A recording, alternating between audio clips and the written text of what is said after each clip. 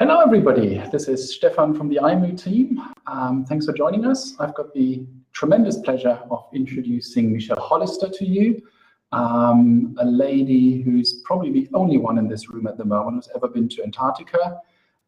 She works with weather forecasting teams, doing a training program there, working with the competences in Moodle. So I'm very much looking forward to this presentation, since I have actually not really dared to look at them yet. So I'm really looking forward to finding out a lot. Thanks for being here with us, and I'll hand over to you. Thank you. Thank you, Stefan. Tonight will be very much more of a discussion. So you may not learn quite as much as you had hoped for, but I have noticed that Scott and Liliana are back, so I hope there's something to be gained from the talk. I wasn't planning on giving this talk until the face-to-face moot rather than the iMoot, but there's a CEO's conference on at the same time that my boss wants me to go to. So at very short notice, I'm now giving this talk here. I've been Moodling since 2000, and I've always been using it to do competency assessment. I have a tendency to use Moodle for tasks that it's not, that continues. I'm using it for an operational program in Antarctica, as well as using it it's a bandwidth environment which presents a whole bunch of... Sorry to interrupt, but it may be a good idea to switch off the webcam because the sound seems to be breaking up a bit. Okay, does that sound any better? Or I guess I'll just tell, can you let me know? A lot better for me, yes. Should I start again?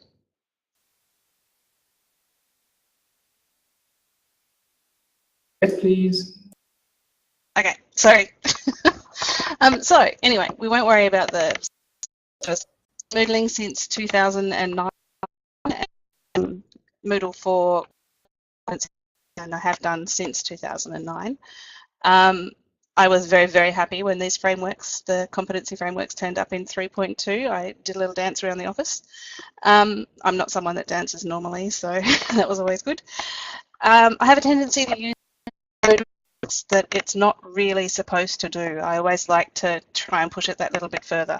So I'm using it for training and assessment, an operational tool between different offices in Antarctica, very low bandwidth, and there's a whole bunch of different challenges. The other thing that I should tell you is that I can't actually screen share, so my apologies for a PDF presentation.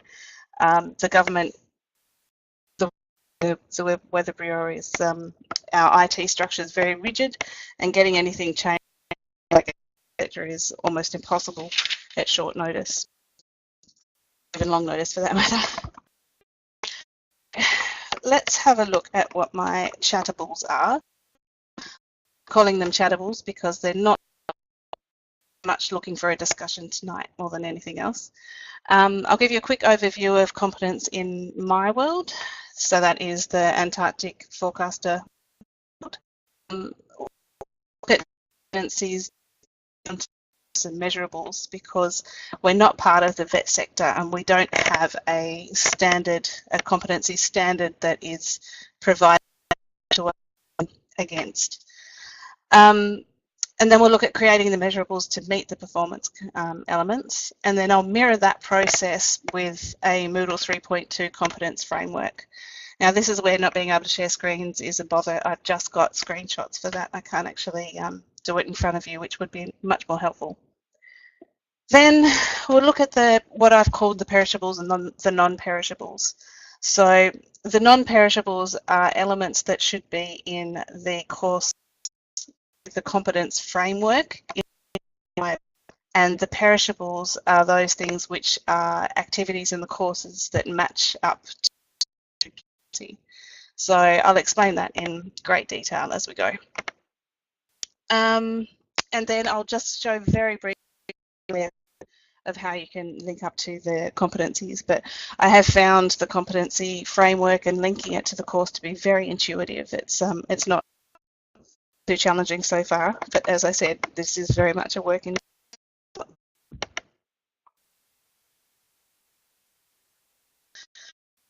We start with our top level competencies. Logical in the world, we have the World Meteorological Organization, and they produced a set of competencies for anticipation forecasters and also public weather forecasters and marine forecasters. Very high level, as you can see the 5 points here, there's 5 elements basically saying that you can analyze weather, you can warn, that you can ensure that the products that you're putting out are of good quality, and then that you can communicate your message to the public or to your user. So they're 5 very generic competencies. They didn't obviously set them up for a very small community. There's probably less than 50, maybe around 50 forecasters that do forecasting for Antarctica around the world. So what I've done and what I'm doing, the aviation, public weather and marine competencies, and tying them all together in a competency set. So that's top competencies. One of them that's kind of generic to just about every job in the world is being able to communicate, not necessarily meteorological information, but just being able to communicate with internal and external users. So I've expanded that one in this talk into 3 elements. So competency of communication, and I've broken that down into products. So that's basically get your products from your user's computer in whatever fashion. Being able to brief, so that's being able to on, and then being able to actually done. So that's having physical copies of the products that you've been creating. So, sorry, these are color-coded.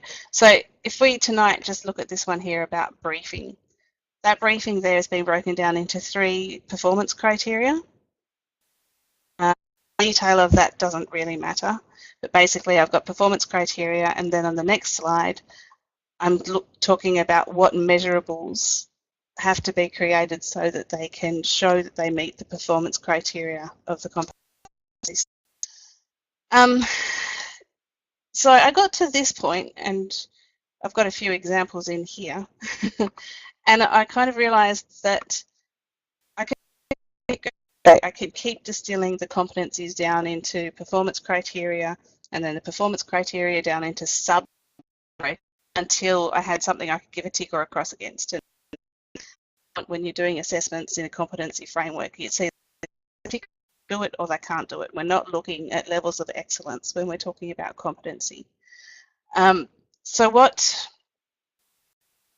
I do now is take this framework that I've kind of created in a bit of a wishy-washy way, trying to the path, and to Moodle it. So in Moodling that, the first hurdle I had was the permissions profile.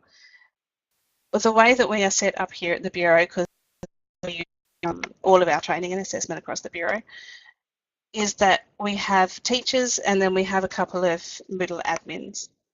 So if you're not a Moodle admin, if you don't have privileges, then you can't actually create a competence framework unless you have a different set of permissions to what we had as teachers.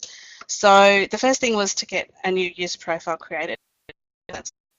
We can create competency frameworks till the cars come home.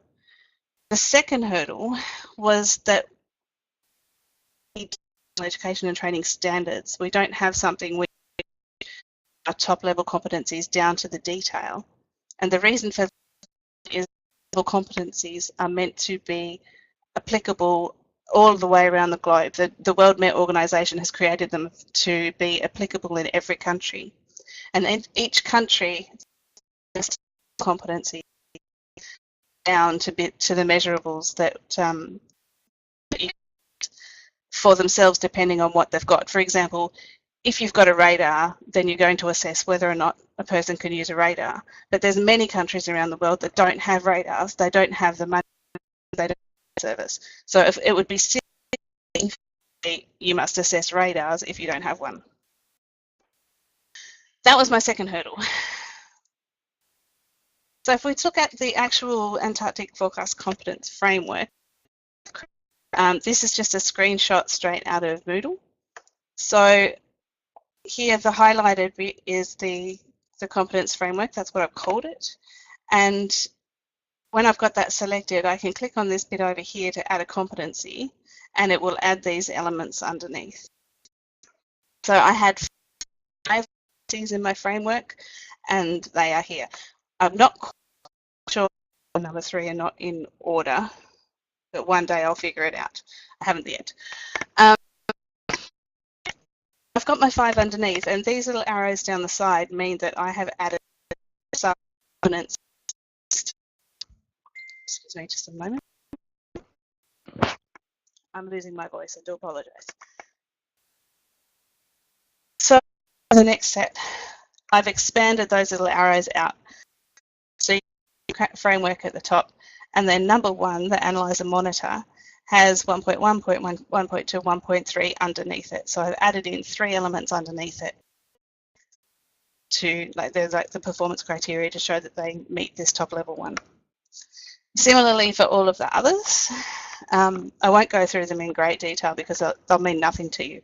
But this communicate one I think we can all identify with. And so this is the one I was talking about before, where I broke it down in recording what we do and disseminating our products out to the public. So I've closed up the other 4 and just expanded this one further. So if we look at brief, we've got basically whether or not the forecaster looks at briefs according to the audience. For example, if I am talking to a crane operator in Antarctica, I know that more than 15 knots of wind or the crane will blow over. So that's a relevant point for them. But if I'm talking to a boat operator who wants to go out to some island that then they've got a completely different set of criteria to what the crane operator has. So I'm looking for changing depending on the audience. I'm looking for the forecaster to have a consistent brief with the products that they issue, products as well as our verbals. For example, if you've got an aviation forecast and you're talking to a pilot and you don't mention fog and then you give them the written product and you've got fog mentioned on it, then that's not consistent and that's not good performance. So we wouldn't want that to happen. And then finally, handover. Handover is when one meteorologist hands over at the end of a shift. So again, different kind of language that's used, a different level. So these are the 3 things, or the 3 elements that I've decided belong to brief. Recording products that they packages, and then for dissemination that they use to verify that the product actually gets where it has to go. So that's how I rotate one sub-element. So on the right, I've just taken an example to show it gives you the description of the competence on the right-hand side, which is quite nice when you're clicking around, and if, like me, you haven't actually put a lot of detail into the titles as of yet because they're still in development, you can still check to make sure that you're still on the same page when you come back to it, which is always nice. Next one. So now I've highlighted the brief, the audience one, and you can see over here it says that the forecaster adapts the brief to each with reference to user thresholds and limitations. So it's a pretty simple kind of thing. The question now is just to show this. How do they adapted, or how do I know that they've adapted? And obviously you want them to have the reference to user threshold. So my initial thought was brief audience, add another competency to that, so it would have another, and then I'd have to have each of those elements into there. That's when I got myself into a bit of a pickle because I thought I might have competencies if I did it that way. Somebody's having audio issues.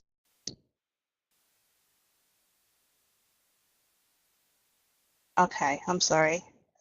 I talk about this with anyone afterwards again. So if there's anything, jump on the discussion forum and ask, or I'm quite happy to have a chat with you on the phone when we're not in.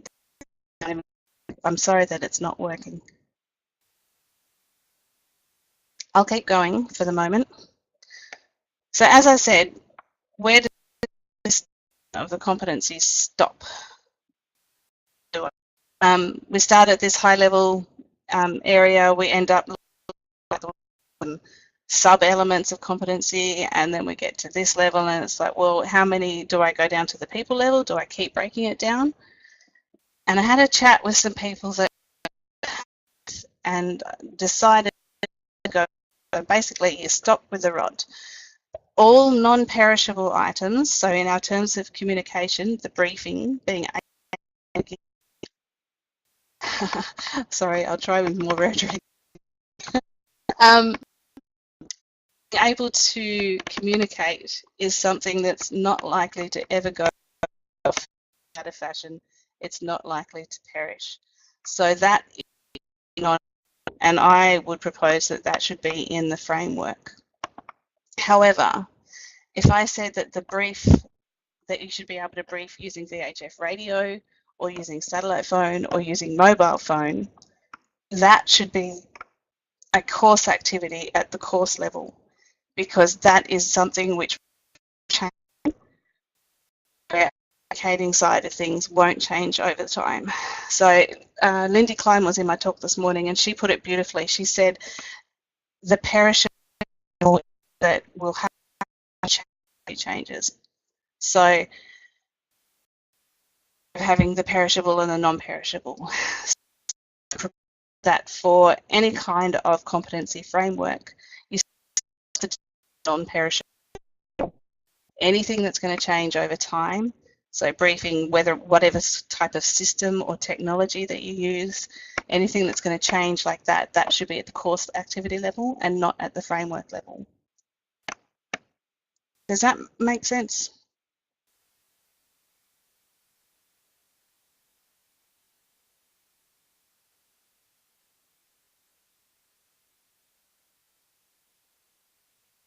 Getting a few yeses there.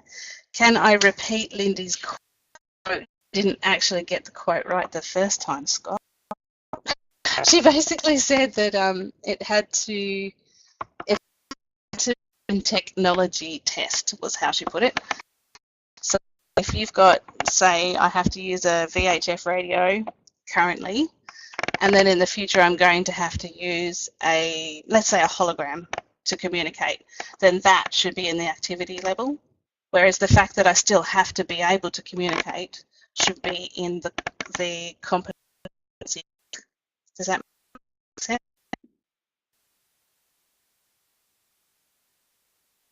So just thinking it back to the course, again, sorry, I got a lesson in the program flow of one of my training courses, and I've in the setting that to the Antarctic Forecaster Competency Framework.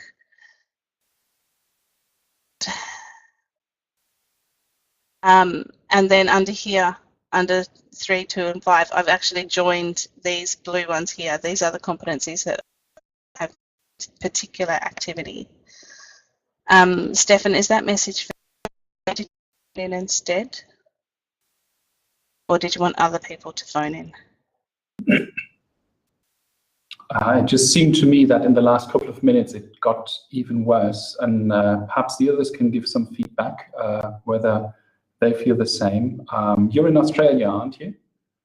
I am in Australia. So it would be a national call. We tried it a session ago. I just put in the telephone numbers there. Yep. Perhaps this would be helpful. Okay.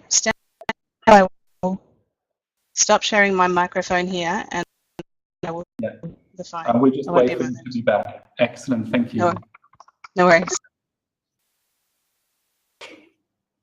I just thought it'd be a shame to miss this really, really good presentation and to not enjoy it as much, because you know, it'd be a shame if we can't hear her. And the topic is just very relevant, I think.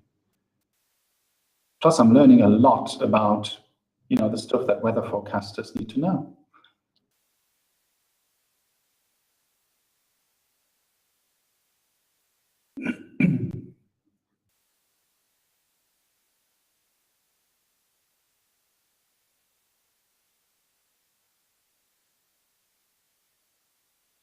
Yes. Hello. Hello, this seems so much better. Keep talking, please. Okay, that would be excellent if it is better. All right, so shall I go back to the discussion then? Just keep going, really, so that we get the rest, you know, properly. Okay, no worries. We're very close to the end to the discussion point anyway. Okay, so when we actually create the lesson in Geography and Background Flow, I have linked the course. My course is called Igloo. It's the foundation blocks for learning about Antarctic meteorology. I've linked it back to the competence framework. And then for this particular lesson, I'm saying that the Geography and Background Flow lesson is relevant down here to analysing and monitoring the weather and to applying quality framework. So I could have also, just from this drop-down menu, selected to add the warnings or the forecast or the communicate, my other top-level competencies. What I haven't yet decided is how to decide that they've done enough to say that they're completely competent. That will happen a little bit more as I build the system. But at this point in time, because it's still in development, like I said, I wasn't going to give this talk until September. It's still a work in progress. So that's kind of all I wanted to do. So I kind of want to know what you think. Are you happy with the idea of the perishable versus the non-perishable being a community standard? So everyone, when they're doing competency frameworks in Moodle, takes them, distills their competencies down to the point that they have down to the point where they get to something which is perishable, and then that perishable is in the activity or the course rather than in the framework. Scott has a question, I think.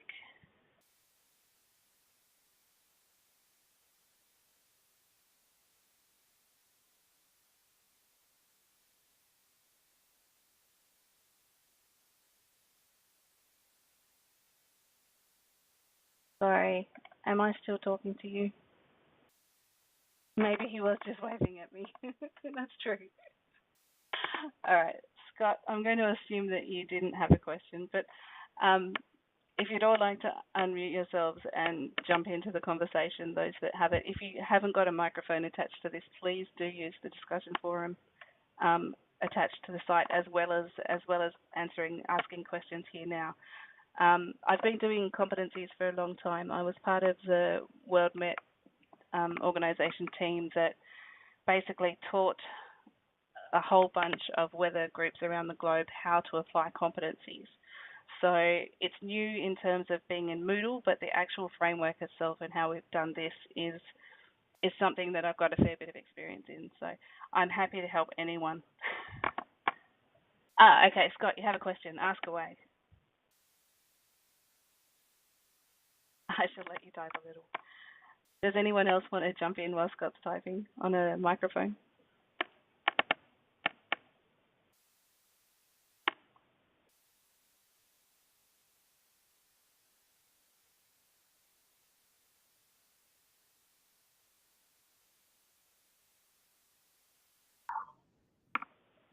Now we just wait for Scott to type. No worries at all. Okay, he's thought about it, and you think the vet packages I work with do have some rot? Oh no. It's actually, when you think about it, there's probably always going to be a little element of rot in the system. And that's take for example, if you have something to do with the law. laws change over time as well. They weren't able to write laws in the 50s that were to do with drones flying in the air and taking pictures of people through their lounge room windows, because drones didn't exist and they couldn't imagine that they would exist when they wrote the laws back then. So there's always going to be a little bit of rot, and I guess that's our job over the time, and the vet sector's job over time is, as they update their standards, that's when your your competency framework will have to change. Yeah, your activities will have to change as well, but that framework will have to change. It's similar to anyone that's done a certificate for in workplace training and assessment.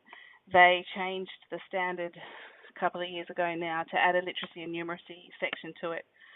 And that's kind of the same thing. People were competent at the time that they did that course, but they became incompetent because somebody changed the rules that they were being measured against. Now, how are you attaching the competencies to the activities in the course? Attach evidence. Okay, so if I go back to here, I'm not entirely sure I understand the question.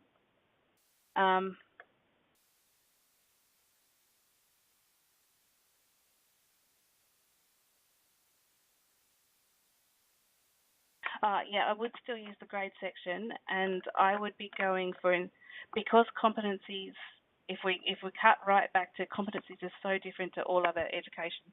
If we cut right back to competency, you're either competent or you're not competent, and the competency is defined as the minimum level or the minimum bar to do the job safely.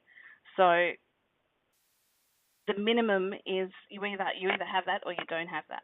So I would be using a scale, and I'd be saying either that a person has reached the level of competence or that they are not yet competent. I would use still, because some things are so complicated, I would still use points and grades and percentages for particular activities, but they would have to reach a particular level to be able to mark that as competent. Scott, have you attached competencies to individual activities? Yes. So each individual activity will be building towards competency at one of the top 5 level competencies.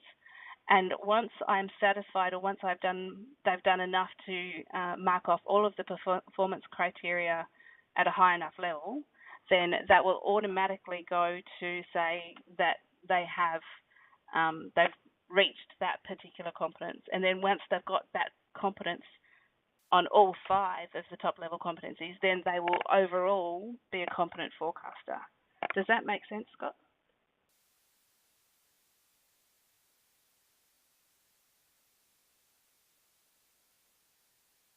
And Dot, I'm not sure yet whether or not they will appear in the marking guide. The expectations that I would have them reach will appear in the marking guide, and then after that, I haven't built it enough to be able to confirm that yet. Yeah, I'm happy to have a hallway chat anytime.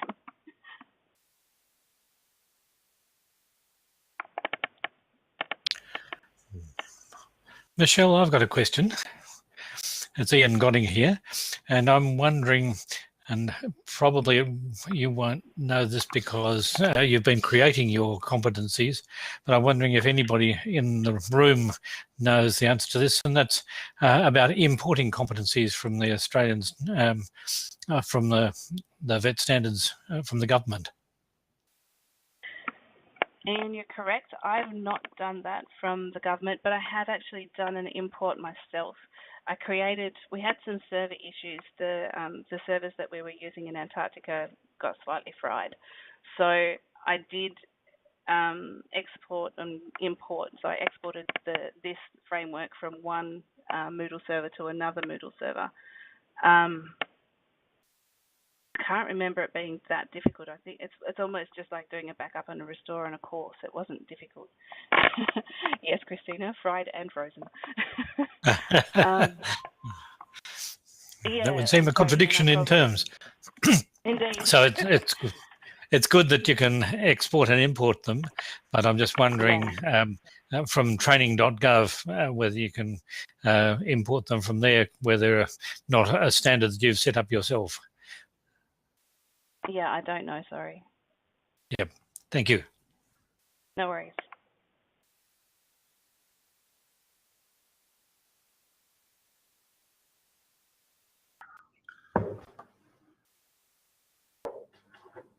Any other questions? Okay. Michelle, thank you so much for this presentation, and thank you so much even more for being so patient, calm, professional when the audio was going wrong, ringing in. That was brilliant. It's always, difficult when the technology lets you down, but you handled it in your stride and took it in your stride, so that was perfect. And despite all the audio problems at the start, I really learned a lot, and I got encouraged to actually look at competences in Moodles and the frameworks there, so that's brilliant. So thank you so much for doing this presentation. Excellent. You're very welcome, and I'll just reiterate, please do contact me. I'm happy to talk about competencies anytime, and they are a beautiful thing when they work well. Thanks all for coming on. It's a Friday night here in Hobart, so thanks for turning up.